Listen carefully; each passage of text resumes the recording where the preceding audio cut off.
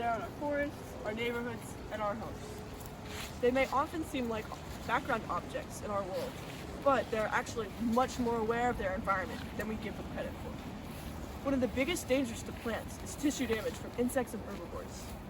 However, while we might be able to run away from those predators, they can't, so they've evolved different methods of managing those pests. A crucial element of those methods is electrical signaling. Electrical signals work by altering the charge of individual cells. The charge of a cell is determined by the amount of ions it contains. This is regulated by an ion channel, which pumps ions into the cell. This is called the cell's polarized state. When physical stimuli generate an electrical signal, the signal depolarizes the cell by activating its ion channels, which allows ions to flow out of the cell, altering the cell's charge. This catalyzes a chain reaction of depolarization in neighboring cells, continuing the electrical signal. These signals travel through phloem vessels because the cytoplasm in phloem is conductive to electricity. However, these signals are super slow, traveling at a rate of 1/3 of an inch per minute as compared to milliseconds in humans. It would take one signal 3 hours to reach from the roots to here on this tree. And once that signal reaches its destination, it causes a physiological response in the plant.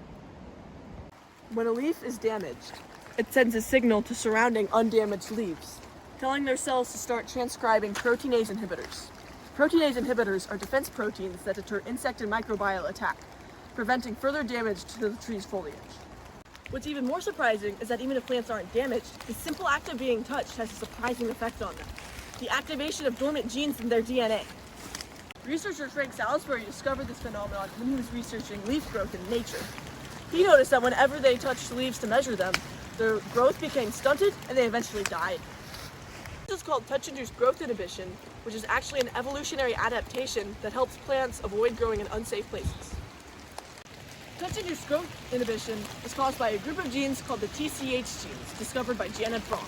They typically remain in the unactivated portion of a plant's DNA, but once touched, the cell starts transcribing them. These genes encode calcium-binding proteins, such as calmodulin, which increase the amount of calcium ions inside the cell.